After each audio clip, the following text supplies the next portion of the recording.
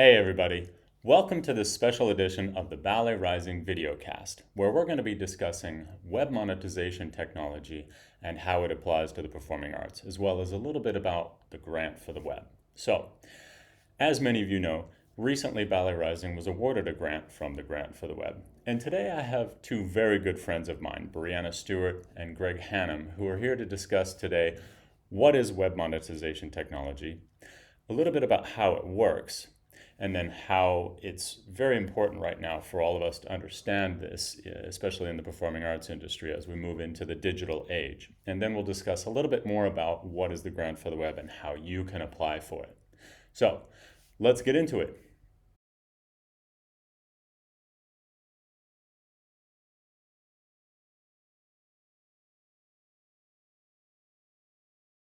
All right, here we are. Thank you guys for joining.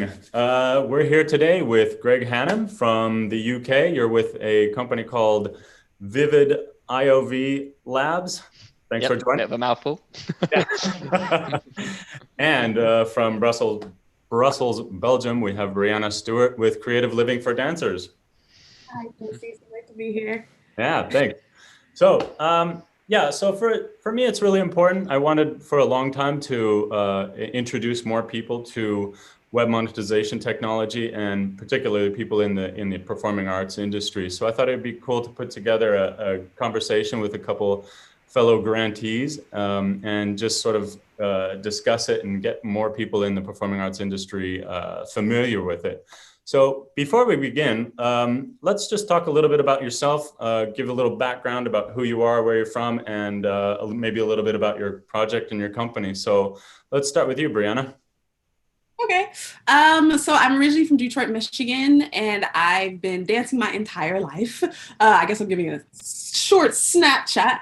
I started my career dancing professionally in Washington, D.C., and then I did a Euro trip, loved Belgium, moved. So that's how I ended up here. It's been about 3 years since I've been in Belgium, and I started my own company called STU Arts. And Creative Living for Dancers is actually kind of a sub-project underneath STU Arts. And what I really value when it comes to dance-related work is really the community aspect, the empowering, inspiring you, whether you're a beginning dancer or a professional dancer. All different types of communities need some sort of support in that sense, which leads to Creative Living for Dancers, which goal is really to teach dancers how to live their lives creatively to like maximize their lifestyle, maximize just how they go about creating their careers as well as their professional life. Because I think with dancers, we oftentimes separate the personal and professional, but because we're artists and we're passionate about what we do, it's all linked in so many different amazing ways. So I was really excited to get awarded the Grant for the Web because it really allowed me to start creating my own content, to really start talking and having these conversations that I think are really important in the professional dance world about what it means to be a dancer, how to make it work. Because in case you probably know, like they don't really tell us much what we kind of should expect, what we kind of need to do to make this life happen, whether you're like a full-time dancer or even a freelancer. And I started full-time and now I'm freelance. So it's really great to have this opportunity to now start putting out my own content to really start spreading the word about creative living for dancers. Nice. Yeah. When I was researching and learning about the Grant for the Web and applying for it, I was like, obviously, as I said, I wanted to get more people from the arts and particularly from the dance industry involved. And Briana, you're probably the first person I thought of. I was like, okay, I need to get Briana in on this because I just love your enthusiasm and your knowledge and your passion for everything and so incredibly organized. I was like, okay, let's get Briana in here. So awesome. Thanks for being here.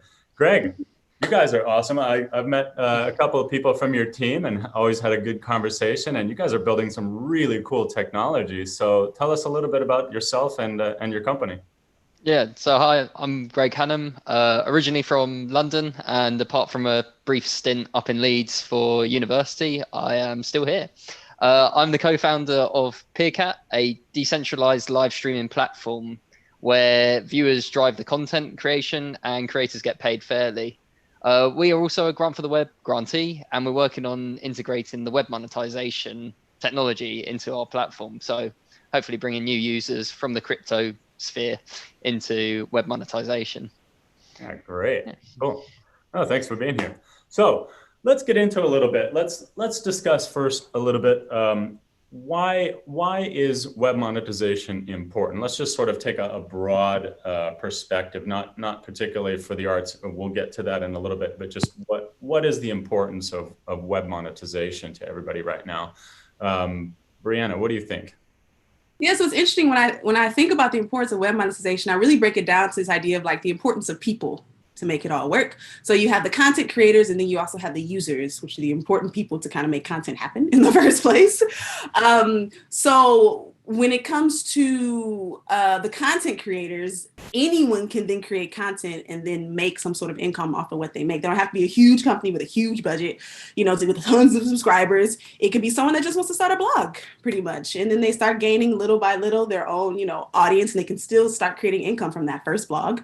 So really from small to medium-sized web content creators, there's a way of creating a stream of income: bloggers, dancers, podcasts, photographers, anyone that really you can think of. And then when it comes to the user's experience, and I think we've all experienced this, you're on a website and there are ads everywhere.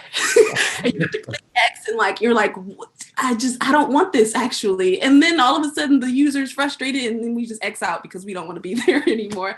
So web monetization really makes that experience, it's just easier. And also too, as a content creator, it keeps your page more authentic. It keeps it more you. How you design it is what people see.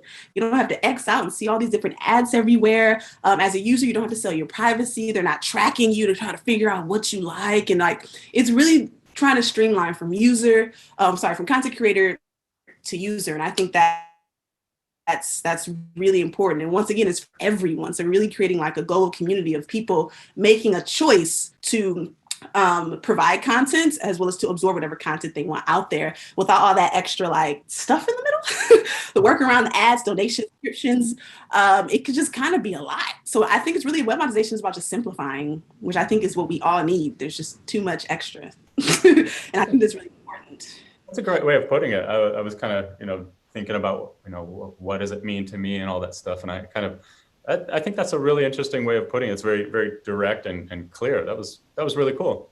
Yeah. What do you think, Greg?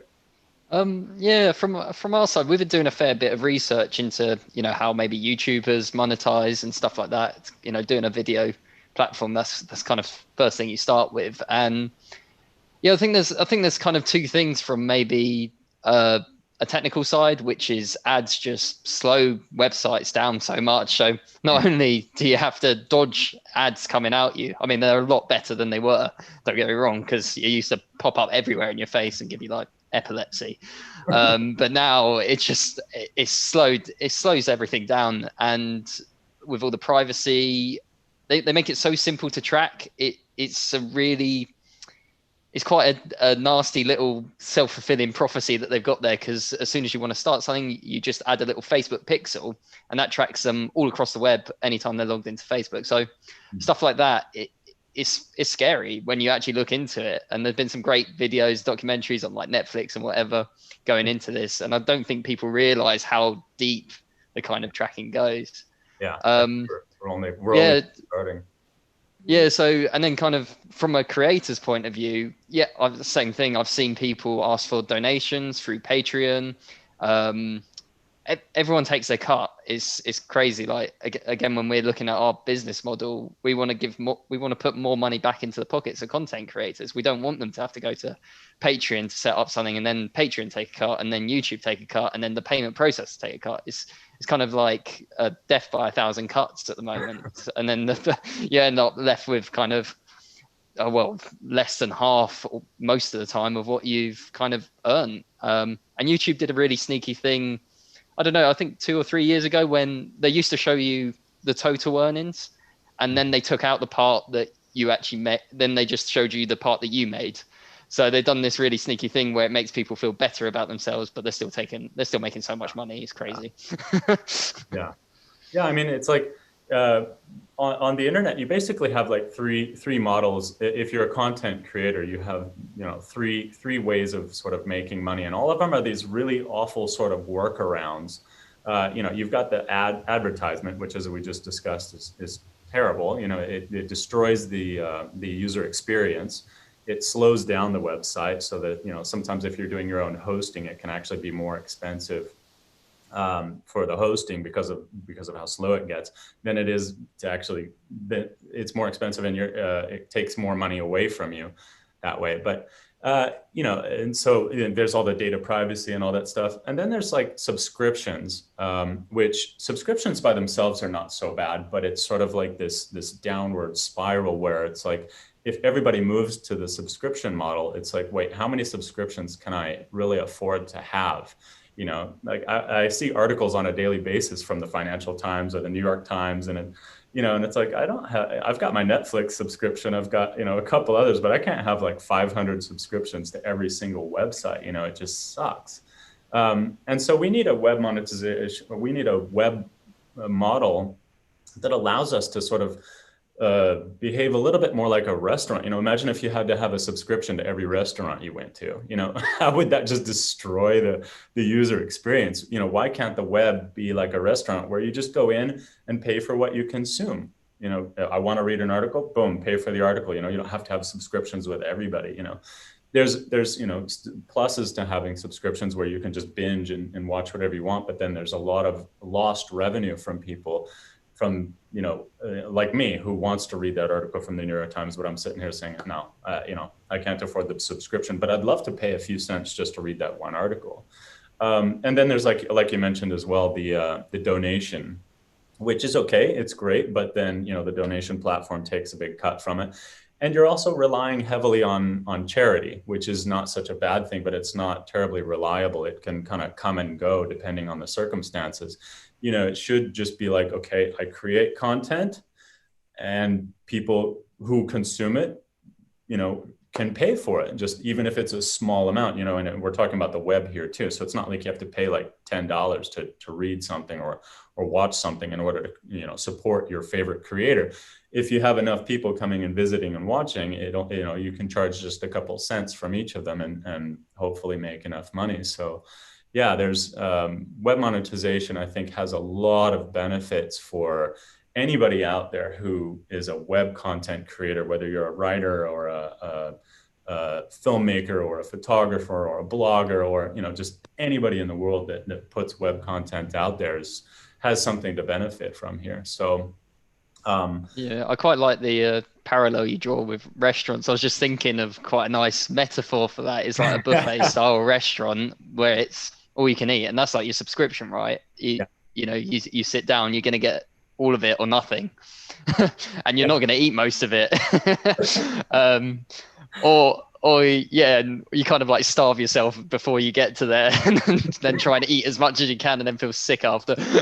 And that's basically what we're getting with like all this content bombarding us. Like I don't know how much of Netflix that I've watched. It's probably a fair chunk, but yeah, it's kind of like that versus a really like a nice restaurant where you can pick and choose what it is. And then what web monetization gets you is you can have all the restaurants, but you pick like each individual plate. That might not be the best thought out metaphor because I just thought of it just then, but I quite like it. So I'm going to run with it. I have to credit Stephen Thomas with that, the CEO. Yeah. I wish I'd come up with that, but unfortunately not. Greg, as you was explaining that, it just made me feel so empowered. I'm like, I have all the restaurants and I can choose what I want.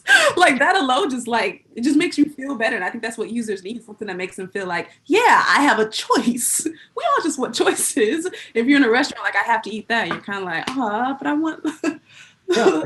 And not only do we want choices, but we also want to support the people that we love reading their content or watching their content. You know, it's like when I'm going around the internet and I see a really cool blog with information on there, you know, a lot of these smaller blogs and platforms like Ballet Rising, you know, we're not a massive platform. We're not churning out content on an hourly basis like the New York Times or somebody like that. So, you know, a subscription model really only makes sense for somebody who has enough content for you to really binge all the way through it. But for smaller content creators, you know, who's gonna buy a subscription to Ballet Rising? You know, I mean, once we get bigger, maybe, but for now, it's sort of like, yeah. So you have the power to support the content creators that you really want and that you really like and enjoy their content. And you also, it's also a great thing for the content creators. It gives you, you know, it gives people all this options basically. So yeah, it's really cool. So yeah, Greg, or maybe you can, I don't want to get too technical. Obviously, a lot of our audience is, dance artist based. And so, but I think it is interesting to sort of just talk a little bit about how it works from sort of a non-technical perspective. How can we describe it non-technically, sort of? Yeah, I'll try and keep it high level. So at the moment, we have this kind of state of the internet where all payments are different, and we've talked before about payment processors taking cuts at every stage of it. When the web was first created, it did actually build in a payment gateway, but there's no way to activate this. If you're a programmer, you might recognize error code 404, which is page not found, but there's also 402, which indicates that a request can't be processed until the client makes a payment. And that has been there for forever, since Tim Berners-Lee set up the internet. Now, well, the inventor of the internet did actually set up a foundation to establish web standards, W3C, and they have two specific payment groups. And one of them is looking at web monetization technology. Web monetization enables people to pay directly to a content creator, as we've been discussing, but in fractions of a cent. So it's super cheap. It's run on something called the Interledger protocol, which kind of just facilitates all these payments and, you know, makes it possible to send cents at a time. And it's a really interesting way. I mean, we've kind of discussed the use cases, because I was going to throw out, like, why not use a credit card? But I think we've already kind of covered that, because, you know, we don't want to pay, you know, $10 a time. We want to pay 10 cents a time or something. And I think that's the true breakthrough that blockchain and Interledger kind of allows. Web monetization is kind of the first real attempt we have at building back into the original vision of the internet, this exchange of money. So, I mean, two examples that I think we'll probably chat a bit more about that have gathered some traction in this space is Coil, which is a blog where, as you read, you pay the content creator. I think it's per minute of reading, but I might be wrong. And Cinnamon, which is a video sharing platform, which is per minute of video. And they're two really interesting projects. And, well, I'd love to hear what you guys think about them as on the whole.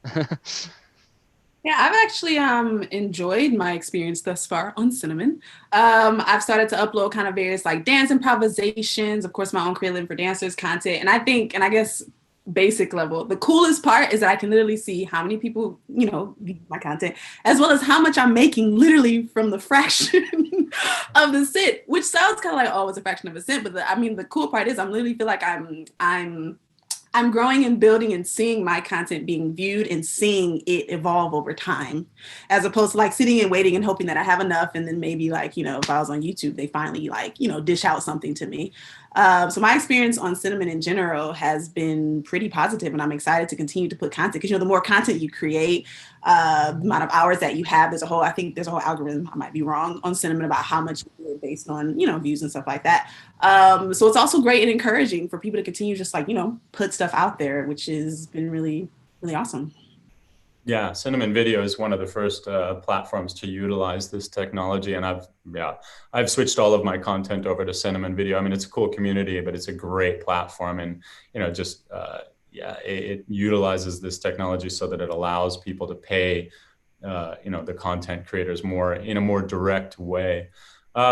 So my understanding is that it really what web monetization on top of the Interledger protocol is that it just allows for small micro payments. And for a lot of people who don't know, you know, the sort of way things work is a series of ledgers. You know, it's not like, when I make a payment, somebody from Visa picks up a bag of cash and takes it over to the people that I just purchased it from. You know, they have a ledger that says Casey Hurd owns this, and he purchased something, and now, you know, that ledger updates that ledger. And correct me if I'm wrong, Greg, but yeah, so it's a series of ledgers that just says who owns what. Now, what happens usually is that people have to verify those ledgers, and there's all these intermediaries that say, okay, because you can't just trust one person with that ledger, they could cheat. So we have to have witnesses that say, okay, this ledger has now been updated and we all agree that that's been updated. And all of those people sort of tend to take a little bit of a cut, and it makes the whole process much more difficult. With web protocols like Intraledger, it sort of automates the verification, right? And so that makes it extremely cheap to make a transaction. People don't realize that making a transaction by itself has a cost. And so now when you bring the cost of making the transaction itself down to practically nothing, you can make payments in micro cents, you know, 1/100th of a cent or a millionth of a cent or whatever like that. So just becomes incredibly cheap to make such teeny little payments now that it's all automated. And that just opens up a whole plethora of use cases that we can now use on the internet. I mean, this is super important for the internet, at least, because it is a global platform to communicate. And at the moment, we can exchange information via an email anywhere in the world in a second at no cost to us. And currently, imagine if you had to pay for every time you sent an email because there was a charge like carrying it. And that's what that technology has kind of enabled. Like, it's brought the cost of that transaction down so much that there's no need. Like, it's micro. Now we're talking about payments going cross-border and kind of a global system. And I think this is one of the unsung, I wouldn't say heroes yet, it's yet to be proven, but one of the unsung use cases of blockchain is this kind of global payment system. I know Ripple and Stellar and blockchain Bitcoin in many regards kind of chat a lot about it, especially from the Ripple side. But I think in terms of an actual use case, web monetization and that kind of micropayments on the internet seems like the most advanced that I've at least seen for this kind of global system. I don't know if you've come across any other projects through the Grant for the Web program or anything like that kind of. Not yet. I mean, I'm kind of keeping an eye on some of the other projects. We'll get into that a little bit later. The technical track and the creative track and stuff like that. One of the other things I think is really interesting is that it sort of natively cross-border. Sending money or making payments around the world is extremely difficult. Sort of credit cards and things like that, so they sort of abstract all of that away. But underneath, you're actually paying a tremendous amount of money for that.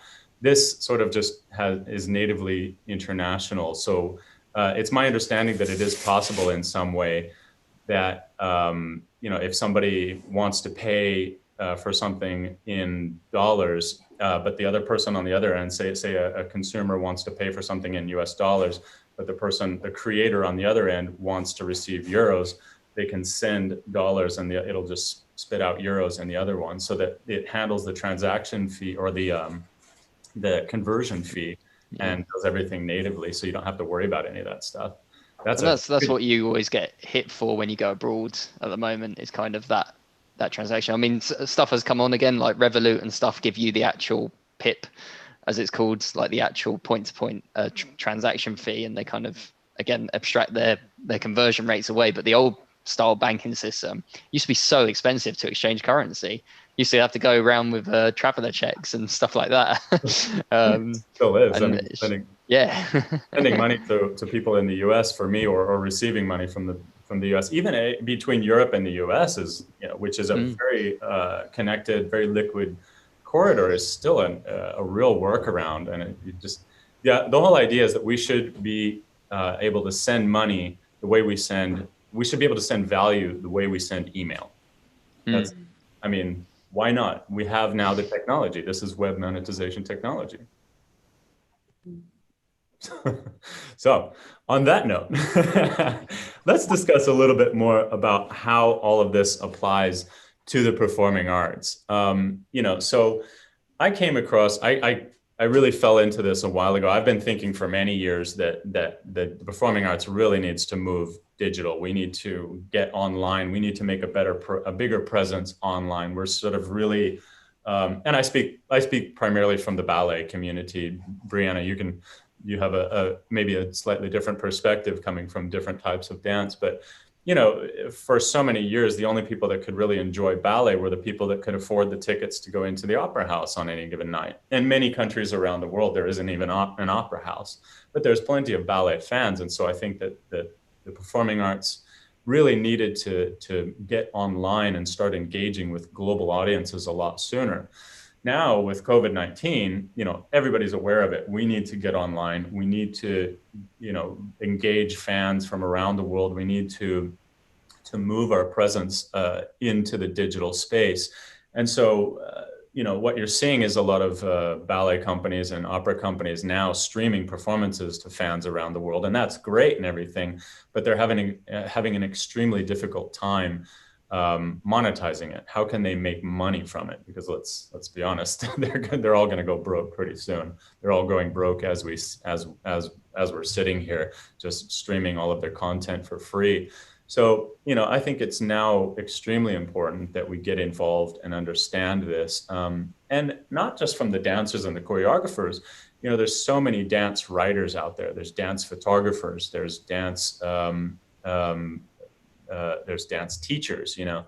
I've been doing a lot of online teaching, you know, and again, I can't continue to do that for free forever. You know, that's my living. It's my job. I have rent to pay. So, you know, we as a dance community need to really figure this out. And I think one of the biggest and best tools we've got is web monetization technology. So yeah, I'm just trying to, you know, figure out ways that this community can use it and just really introduce more people to it.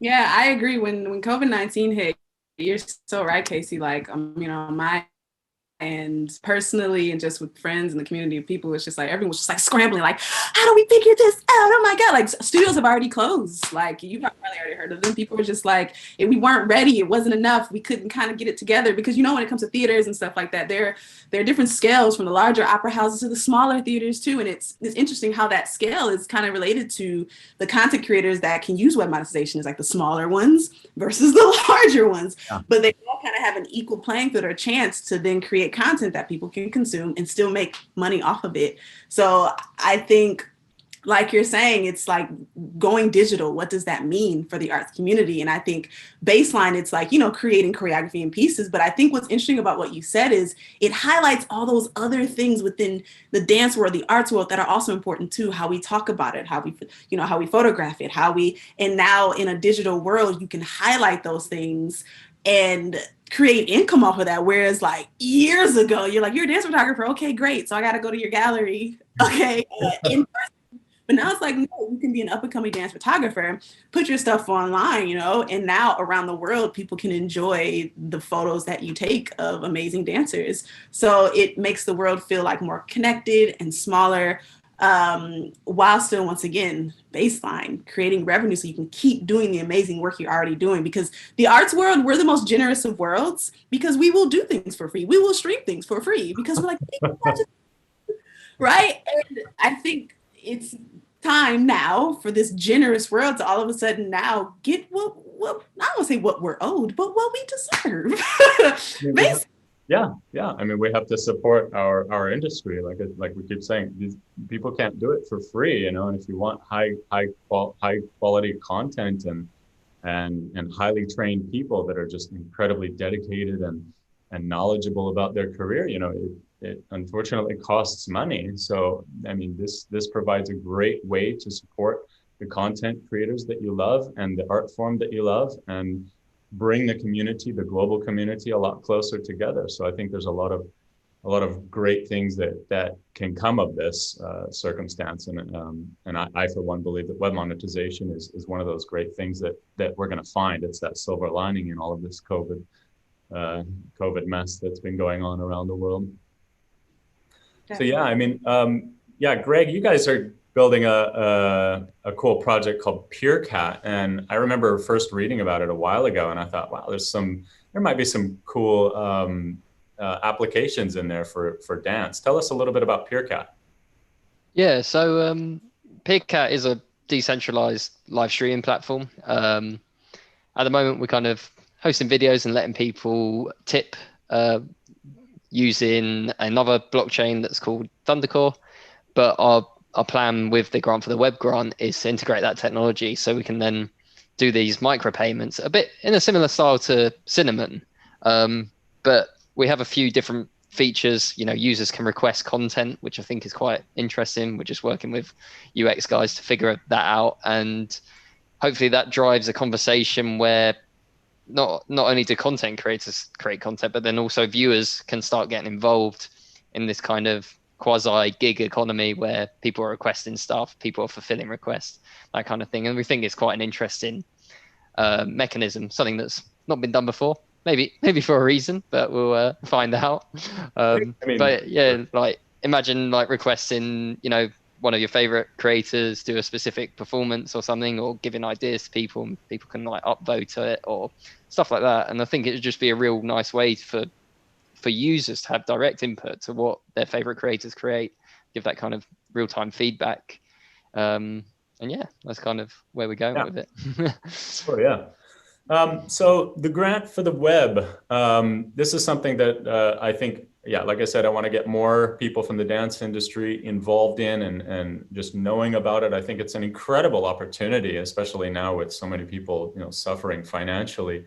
So the grant for the web is a $100 million fund that is going to be given out over the next, I think I heard 5 or 6 years. They don't know exactly what time frame. And they're going to be periodically, they're going to be opening it up for proposals for people to propose projects that they can apply for. You can apply for up to $100,000. And it's for anybody who wants to create web content. So I'm trying to get more choreographers and dancers and dance filmmakers and stuff like that involved and see what we can do, because like I said, I think it's really important for all of us. So and it's all about building open, fair, equitable internet for all of the users, and so I think everyone in the dance community could really benefit. So anything else about the grant you guys want to add? I'd say for anyone that is watching this particular video cast, if you're interested in Grant for the Web, I suggest going to grantfortheweb.org and go ahead and sign up for their mailing list, because once they do open another call, you can then send in your proposal, whether you're a content creator or working more on the technical side like Greg, and you too can then learn more about what we've been talking about. So what surprised me about is the breadth of applications and the people who've kind of received grants. So I wouldn't be put off if you're not technical, not creative, and somewhere in the middle. Like, just honestly go for it. It's been a really good experience, and it's great community to get involved with, I think, at the beginning of something that could be really cool.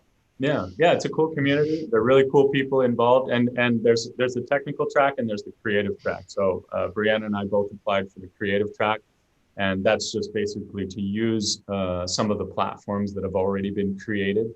But then there's also the technical track, and so there's going to be more platforms built by technical people for the creative people to use. And so this is something that's going to be evolving and growing over the next few years, and definitely something for everyone to keep an eye on. So like Briana said, if you want more information, go to www.grantfortheweb.org and check it out. I'd encourage anybody who is really interested, if you have any questions, there's a forum that you can get in and ask questions, or send me an email. I'm more than happy to answer anybody's questions about the grant and point you in the right direction and everything. So so guys, that was great. That was a brief little overview. There's a lot more to it.